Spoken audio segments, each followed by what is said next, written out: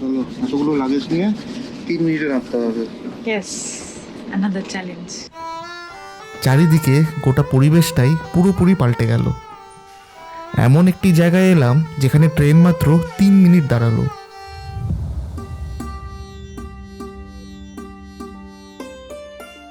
আমাদের গল্প এবার বিদেশ থেকে গড়িয়ে শেষমেশ রাজস্থান এসে পৌঁছালো।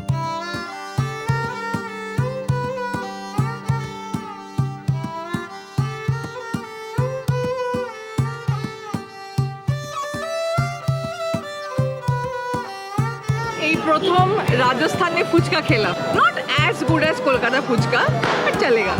যবে থেকে আমরা গল্প বলছি, দেশের বাইরেই বেশিরভাগ সময়টা কাটিয়েছি। নিজের দেশকে ঘুরে দেখার সুযোগটাই তখন কম ছিল। তাই এখন যখন ফিরতে পেরেছি, ভারতবর্ষকে ভালোভাবে চিনি চলুন। এই দেশের গল্প আমাদের আন্দাজেই আপনাদের বলি চলুন। তবে সেই গল্প শুরু করতে আমাদের ভাগ্য কোথায় নিয়ে এলো দেখুন। রাজা মহারাজাদের ঘটনা দিয়ে ভরা আমাদের দেশ। গল্প বলার জন্য এর থেকে ভালো জায়গা আর কি হতে পারে, আপনারাই বলুন। কিন্তু তার আগে আরেকটি নতুন গল্প যে বাকি আছে। এত দূর থেকে আমরা উড়ে এসেছি যে টুনটুনির বাসা বাঁধা এখনো পড়ে আছে। তাই নিয়ে এলাম আবার একটি নতুন গল্প। ভ্যাকে অ্যাডভেঞ্চার প্রেজেন্টস এক নতুন জায়গায় আমাদের নতুন বাড়ির গল্প।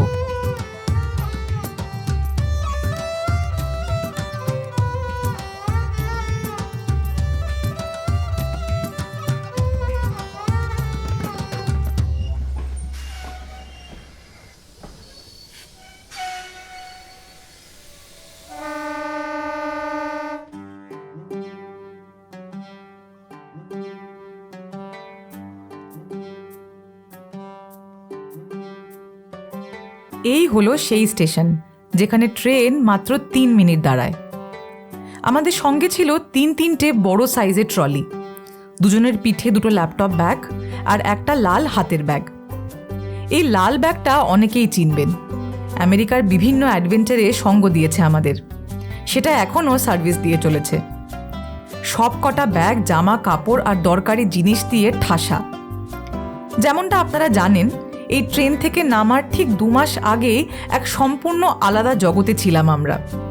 তখন আর এখনের মধ্যে অনেক কিছু পাল্টাতে চলেছে এবং সেই পরিবর্তনই আমাদের গল্পকে এগিয়ে নিয়ে যাবে। যখন আমরা বিদেশ গিয়েছিলাম, কালচার শক বলে একটি টার্মের সাথে পরিচয় হয়েছিল আমাদের। সেটা নিয়ে আমরা একটা গোটা গল্প তৈরি করেছিলাম এবং আপনাদেরকেও এই কালচার শকটা কি বিস্তারে বুঝিয়েছিলাম। আসলে পারিপার্শ্বিক পরিবেশ হঠাৎ করে খুব কম সময়ের মধ্যে পাল্টে গেলে এটা সবারই হতে বাধ্য, এটাই স্বাভাবিক। কিন্তু নিজের দেশের ক্ষেত্রেও কি একই ধারণা খাটে? এবারেও কি একই রকম ঘটনা ঘটবে? ঘুরতে আসা এক জিনিস, কিন্তু আমরা রাজস্থানে এই প্রথমবার থাকতে এসেছিলাম। বিদেশ যাওয়াটা ছিল এক রকমের কালচার শক, তবে এবার ছিল অন্য রকম। ব্যাপারটা কি দেখি চলুন।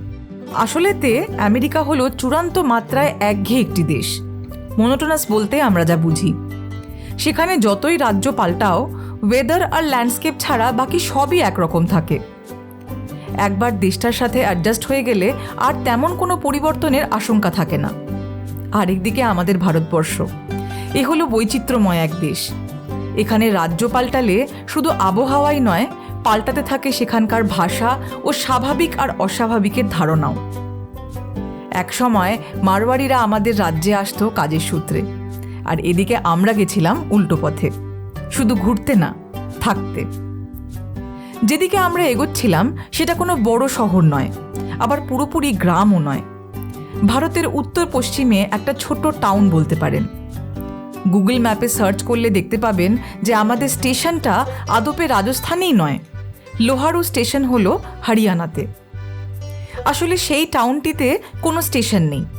এই লোহারু স্টেশনে নেমে যেতে হয় আরও 30 কিলোমিটার বাই রোড, এবং সব থেকে কাছের এয়ারপোর্ট হলো দিল্লি এয়ারপোর্ট, 150 কিলোমিটার দূরে। বিদেশ থেকে কলকাতা শহর হয়ে এই পিলানি টাউনে এসে পৌঁছালাম। তাই শুধু দেশ নয়, আমাদের কাছে গোটা পরিবেশটাই উল্টে পাল্টে গিয়েছিল। আগামী দিনগুলোয় আমরা কোন অসুবিধার সম্মুখীন হব এবার সেটাই দেখার বিষয় ছিল। সুবিধে অসুবিধে তো হতে থাকবে, কিন্তু আমাদের নতুন ঠিকানায় এসে একটা অদ্ভুত অনুভূতি হলো।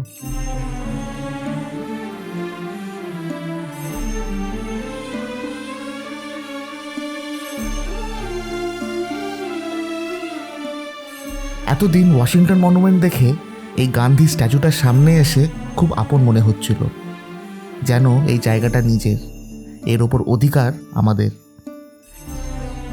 এইখানে ডাইভার্সিটি থাকলেও ইউনিটি থাকতে বাধ্য, কারণ এই দেশের জন্ম আলটিমেটলি এই মানুষগুলোর হাত ধরেই হয়েছিল। এইখানে অসুবিধা হলেও মানিয়ে নেব, সমস্যাতে পড়লেও দেখে নেব। এই দেশটা যেমন আমার, এর ভালো খারাপ সবটা আমার।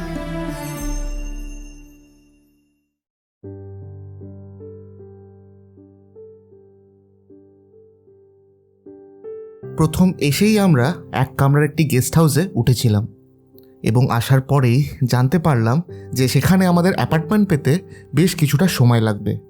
রেনোভেশনের কাজ চলছে। ওটা শেষ না হওয়া অবধি আমাদের এই এক কামরাতেই থাকার জায়গা দিয়েছিল। একটি ছোট্ট রুমের মধ্যে 1-2 সপ্তাহ কাটানো কোনো বড় ব্যাপার না, কিন্তু সেই একই ঘরে যখন পরিস্থিতির চাপে 1.5 মাস কাটাতে হলো, তখন সেটাই বড্ড কঠিন হয়ে দাঁড়ালো। আমাকে করতে হতো ওয়ার্ক ফ্রম হোম, তাই আমার শোয়ার জায়গা আর কাজের জায়গা একই ছিল। সুস্মিতা সারাটা দিন কলেজে কাজ করে এসে এই একই কামরায় ঢুকতো। আমার কাজ শেষ না হওয়া অবধি ও ফিরে এসে একটি কামরা পেলেও বাড়ি পেত না। আমাদের গোটা সংসারটা সুটকেস বন্দি হয়ে আটকে ছিল এই এক কামরায়। একার পক্ষে এই ব্যবস্থা ঠিকঠাক হলেও দুজনের জন্য ছিল বড়ই কঠিন। মনে হচ্ছিল যেন আমরা দুজন এই প্রথম একসাথে থাকার খেসারত দিচ্ছি। আমেরিকা ছেড়ে এসে আমাদের তখন প্রায় 3 মাস হয়ে গেছিল, কিন্তু এখনও আমাদের সুটকেস কোনো এক জায়গায় পুরোপুরি খুলতে পারিনি, জায়গাই ছিল না খোলার। এইভাবে উদ্বাস্তু হওয়ার মতন পরিস্থিতিতে তখন একের পর এক নতুন গল্পের স্ক্রিপ্ট লিখে তাকে এডিট করে গল্প তৈরি করা আমাদের কাছে একেবারেই সহজ ছিল না। চেষ্টা করতাম কিন্তু সময়ের মধ্যে শেষ করতে পারতাম না। লিখতে বসতাম কিন্তু কথা বেরোতো না, এডিট করতাম কিন্তু পছন্দ হতো না। সত্যি কথা বলতে, যখন পরিস্থিতি ঠিকঠাক থাকে না তখন শত চাইলেও গল্প তৈরি হয় না। কিন্তু তাও আপনাদের সাপোর্ট আর ধৈর্য পেয়েছিলাম বলে ওই এক কামরা থেকে কিছু গল্প বের করতে পেরেছিলাম। আমাদের বাড়ি ফেরার গল্প আমরা ওইখান থেকেই শুরু করেছিলাম। তবে শুরু করলেও একের পর এক ভিডিও বের করা সম্ভব হলো না। মেন্টালিটি ঠিক রেখে ওই এক কামরা থেকে গল্প বলা অসম্ভব হয়ে দাঁড়ালো। In fact it was way difficult than we ever imagine. কিন্তু একদিন হঠাৎ আমাদের কাছে একটি ফোন কল এলো।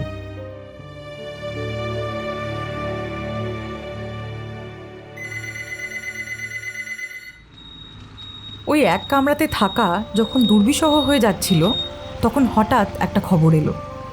ফাইনালি নতুন অ্যাপার্টমেন্ট পাওয়ার খবর।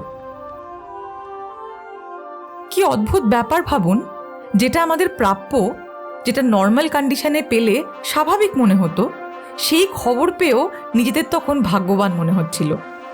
ছুটে গেলাম অ্যাপার্টমেন্টটা দেখতে।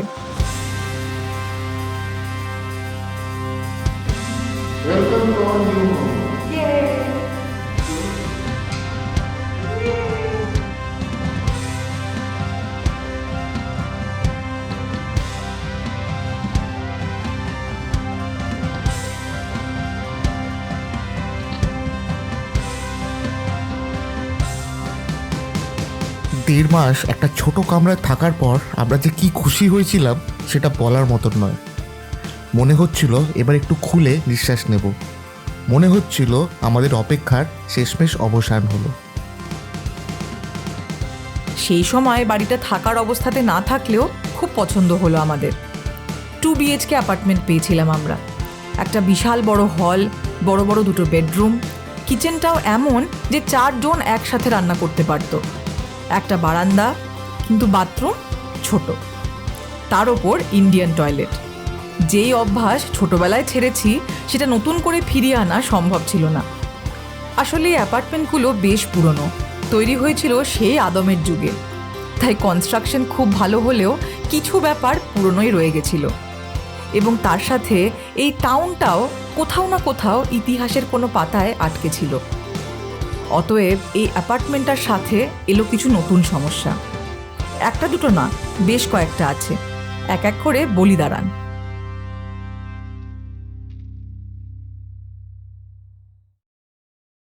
আচ্ছা, সমস্যা কোথায় নেই বলুন তো? মানুষ মাত্রই সমস্যা। বাঙালির যখন আমেরিকাতেও সমস্যা ছিল, রাজস্থানে সেটা থাকবে না তা কী করে হয়? তবে এখানকার সমস্যাগুলো ইউনিক ছিল এবং তার সমাধান আরও ইউনিক। একটা উদাহরণ দিলেই বুঝতে পারবেন কি বলতে চাইছি। যেমনটা সুস্মিতা আগেই বলল, প্রথম সমস্যাটাই ছিল বাথরুম, ইন্ডিয়ান টয়লেটের সমস্যা। সেটার সাথে অ্যাডজাস্ট করার ক্ষমতা আমরা এতদিনে হারিয়ে ফেলেছিলাম। তাই এটা ছিল আমাদের মেন সমস্যা, সমস্যা নম্বর 1। তবে আমরা সাধারণভাবে ভেবেছিলাম যে এর সমাধানটাও সাধারণ হবে, ইন্ডিয়ান টয়লেটটাকে পাল্টে ওয়েস্টার্ন টয়লেট বসানো। এটাই স্বাভাবিক, কিন্তু না, তা হলো না। আসলেতে আমাদের স্বাভাবিক চিন্তাটা যে সবার কাছে স্বাভাবিক নয়, সেটাই আমরা প্রথম জানলাম। তাহলে সমাধানটা কি পেলাম? ইন্ডিয়ান টয়লেটটা ইন্ডিয়ানই থাকলো, উল্টে যেটা চানের জায়গা ছিল সেটাকে ছোট করে ওয়েস্টার্ন টয়লেটটা চানের জায়গাতেই বসিয়ে দিল, তাও আবার আমাদের কিছু বলার আগেই। এই জায়গার প্লাম্বার যিনি ছিলেন তাদের জিজ্ঞেস করতে একটা খুব সিম্পল উত্তর পেলাম। হিন্দিতে বলল আমাদের, দিক্কত ক্যা হ্যায়, অর্থাৎ অসুবিধাটা কোথায়? একটু চিন্তা করে দেখলাম, হ্যাঁ সত্যিই তো, অসুবিধাটা কোথায়?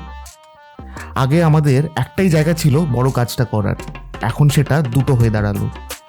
এমার্জেন্সিতে ইন্ডিয়ান হোক বা ওয়েস্টার্ন সেটা আর ম্যাটার করে না, তাই আমরা মেনে নিতে বাধ্য হলাম। এরপর এই দিক্কত ক্যা হে যে কতবার শুনেছি গুনতে ভুলে গেছি। আরেকটা উদাহরণ দিই দাঁড়ান। সমস্যা নম্বর 2, জামা কাপড় কাচার জন্য আমরা একটা ওয়াশিং মেশিন কিনেছিলাম। এবার সেটাকে ইনস্টল করতে এসেছিল একটি ভদ্রলোক। নতুন নল বসাতে গেলে জলের লাইনটি বন্ধ করতে হতো, কিন্তু সেটা করতে গিয়ে তিনি মেন জলের পাইপের প্যাঁচটা কেটে ফেলেছিলেন। এবার এটা সমাধান কি ভাবছেন? সেই প্যাঁচটাকে ঠিক করা বা পাল্টে ফেলা? কিন্তু না, সেটাও হলো না। উল্টে আমাদের বলল, একটু দাঁড়িয়ে যান, কিছুদিন যেতে দিন, জং ধরে ওয়াটার লিকটা নিজে থেকেই বন্ধ হয়ে যাবে। দিক্কত ক্যা হ্যায়? জলের লিকটা বন্ধ হওয়া নিয়েই তো কথা। তাহলে এই সমাধানগুলো কি বলবেন, স্বাভাবিক না অস্বাভাবিক? এবার আসি 3 নম্বর সমস্যাতে, ইলেকট্রিক্যালের এক্সট্রা লাইন করানো। যেমনটা আগেই শুনলেন, এই অ্যাপার্টমেন্টের বয়স আমাদের দাদুদের সমান, তাই প্রত্যেকটি ঘরে ইলেকট্রিক্যাল লাইন একটা বা বড় জোর দুটো। এবার আমরা হলাম আধুনিক যুগের মানুষ, আমাদের ল্যাপটপ থেকে শুরু করে ফোন, হেডফোন সবারই খিদে আছে, ইলেকট্রিসিটির খিদে। রুমগুলোতে এক্সটেনশন কর্ড দিয়ে সমস্যার সমাধানগুলো করে ফেললেও বাথরুমে গিজারের জন্য ইলেকট্রিক্যাল পয়েন্ট করাতেই হতো। তাই ডাকতে হতো এবার ইলেকট্রিকের এক্সপার্টকে। তাকে যখন সমস্যাটা বলা হলো, ও ঠিক করলো বেডরুম থেকে দেওয়াল ফুটো করে গিজারের লাইনটা বসাবে। ততক্ষণে আমাদের কোনটা স্বাভাবিক আর কোনটা অস্বাভাবিক সেই ধারণাগুলো ঘেটে গিয়েছিল। তাই আমরা বেশি মাথা না লাগিয়ে মেনে নিলাম। তাকে কাজটা শুরু করার আগেই বলা হলো যে বাথরুম টাইলগুলোকে সামলে সেগুলো যেন না ভাঙে। কিন্তু তা কি আর হয়? সে এমন মাপ নিল যে ঠিক যেটা সন্দেহ করেছিলাম সেটাই হলো, ভেঙে দিয়ে গেল আমাদের এই ছোট্ট বাথরুমের টাইল। ব্যাস, আর কি। এরপর একটাই ডায়লগ শুনতে পেলাম, এতক্ষণে আপনারাও বুঝে গেছেন হয়তো। হ্যাঁ, ঠিক ধরেছেন, দিক্কত ক্যা হ্যায়। এ তো কয়েকটা উদাহরণ দিলাম মাত্র, এরকম আরও ছোট বড় অনেক ছিল। বলতে গেলে গল্পটা এখানেই আটকে যাবে, তাই ওইদিকে গিয়ে আর লাভ নেই। আশা করি আপনারা আইডিয়াটা পেয়ে গেছেন এতক্ষণে। তবে আমরা একটি বড় সমস্যাতেও পড়েছিলাম, রেফ্রিজারেটরের সমস্যা। কিন্তু সেটা আর দিক্কত ক্যা হ্যায় সলিউশন দিয়ে সমাধান হয়নি। সেই ফ্রিজকে অনেক ঝামেলা করে পুরোপুরি পাল্টাতে হলো, এবং বেশ কিছুদিন এই নিয়ে ভুগলেও শেষমেশ সেটারও সমাধান হলো। তোকে ওটা খুলতে কে বলেছে? আমি খুলিনি, খুলে গেছে। লাগিয়ে দে এটা, বুঝতে পারছি না, হচ্ছে না। মানে ওর জোকারি না করলে চলবে না। জোকারের কিছু নেই, তুইও পারবি না। দেখ দেখ দেখ দেখ দেখ দেখ। ও, এবার তো বুঝেছি। ও এই পর্দাটা লাগা দেখি কেমন লাগছে। ভালো? ওটা খুলে দে। তো সব এক্ষুনি লাগাতে হবে, এক্ষুনি। এক্ষুনি লাগাতে হবে না, কিন্তু লাগাচ্ছি।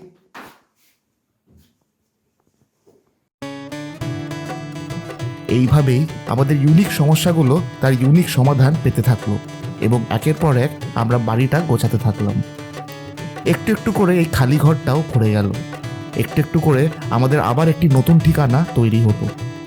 তবে সব সমস্যার মধ্যেও এইখানকার মানুষের মধ্যে সবথেকে ভালো ব্যাপারটা কি জানেন?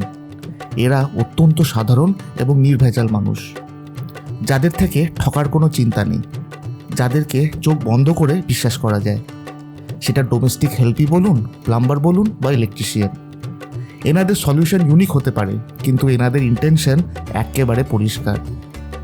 সাহায্য করতে নিজে থেকে এগিয়ে আসে, মুশকিলে পড়লে যত ইউনিক হোক সলিউশনটা দেওয়ার ইচ্ছেটা অ্যাটলিস্ট রাখে।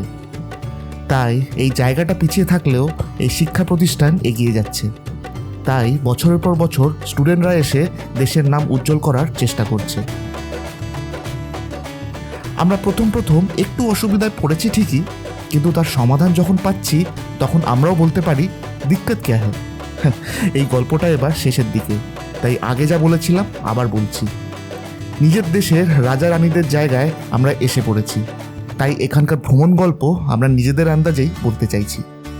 প্রচুর জায়গা আছে যেগুলো দেখা এবং চেনা বাকি আছে। আমাদের এই নতুন জায়গার নতুন বাড়ির গল্প যদি আপনাদের পছন্দ হয়ে থাকে, তাহলে দিক্কত না থাকলে ভিডিওটি লাইক আর চ্যানেলটি সাবস্ক্রাইব করতে ভুলবেন না।